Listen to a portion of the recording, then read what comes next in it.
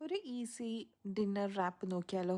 ഇതൊരു chicken potato റാപ്പാണ്.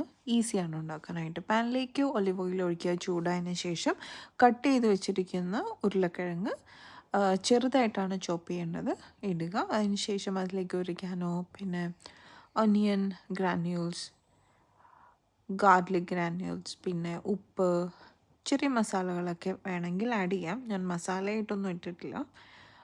ചിലപ്പം green chilli വേണ്ടവർക്ക് അതും ചെയ്യാം. നന്നായിട്ടൊന്ന് വേവിച്ചെടുക്കുക. ഇതൊരു ഇന്ത്യൻ സ്റ്റൈലിൽ വേണമെങ്കിൽ ഉണ്ടാക്കാവുന്നതാണ്.